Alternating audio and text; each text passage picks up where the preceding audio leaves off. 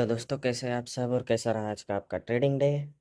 तो अब आज मैं एनालिसिस देने जा रहा हूँ निफ्टी और बैंक निफ्टी का कल के लिए। और वीडियो के एंड में आपको बताऊंगा एचडीएफसी का क्या करना है, एचडीएफसी और गिरेगा, कहाँ पे बाय करना है और कहाँ नहीं।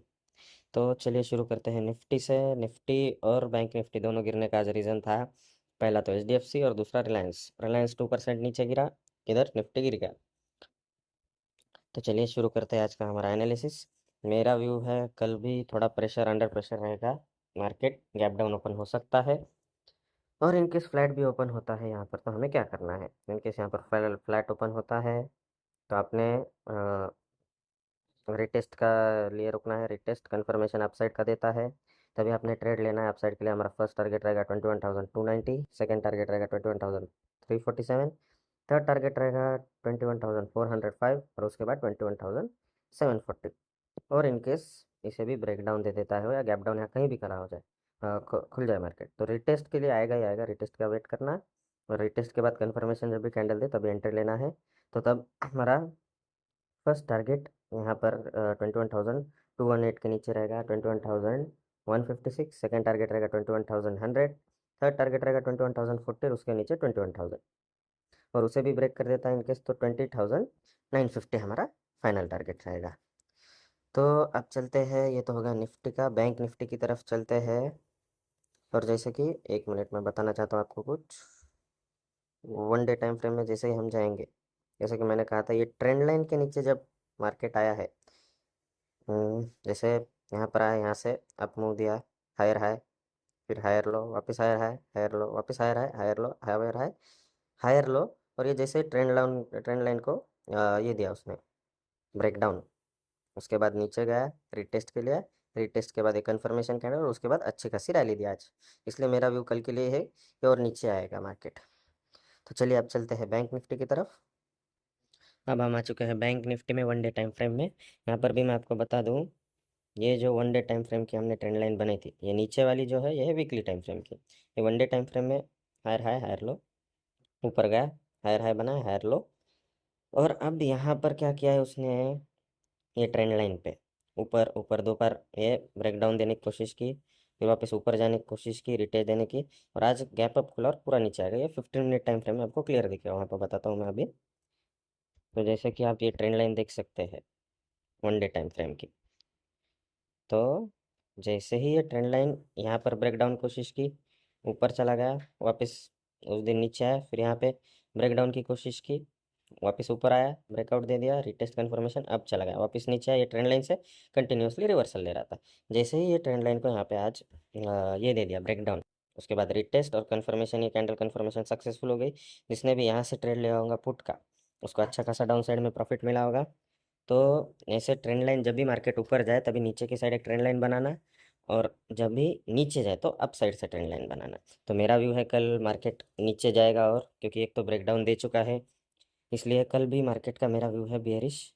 तो अब चलते, आपको ये दे देता हूँ मैं पोजीशंस क्या करना है इनकेस फ्लैट ओपन होता है या इनकेस गैप अप या गैप डाउन ओपन। इनकेस यहाँ पर फ्लैट ओपन होता है तो यहाँ पर रिटेस्ट के लिए आएगा, कंफर्मेशन कैंडल देगा, कंफर्मेशन कैंडल के ऊपर ही आपने ट्रेड लेना है, तब तक ट्रेड नहीं लेना है, तब तक वेट करना है। जो पेशेंस रखेगा उसे पैसा मिलेगा।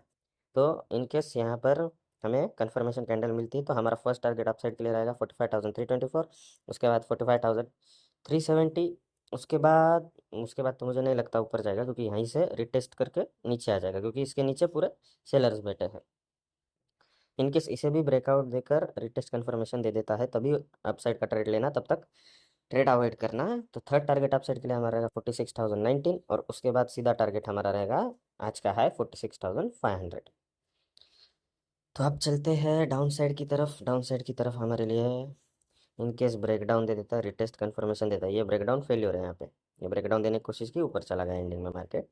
तो ब्रेकडाउन रिटेस्ट कन्फर्मेशन मिले उसके बाद ही ट्रेड लेना है। तो डाउन साइड के लिए हमारा फर्स्ट टारगेट रहेगा 44,780, उसके बाद 44,580, उसके बाद थर्ड टारगेट है 44,390, और उसके बाद 44,250।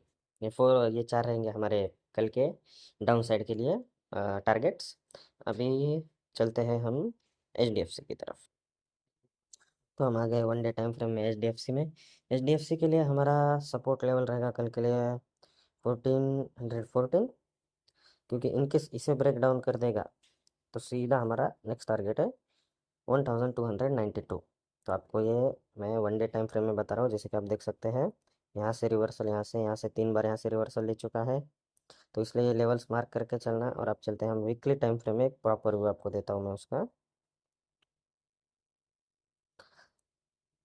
जैसे कि आप यहाँ से देख सकते हैं वीकली टाइम फ्रेम में क्या 1414 से मार्केट कितनी बार रिवर्सल हो चुका है। यहाँ पर एक मतलब यहाँ पर एक बार, यहाँ पे दूसरी बार, यहाँ पे तीसरी बार, यहाँ पे चौथी बार, यहाँ से 5वीं बार, यहाँ से छठी बार।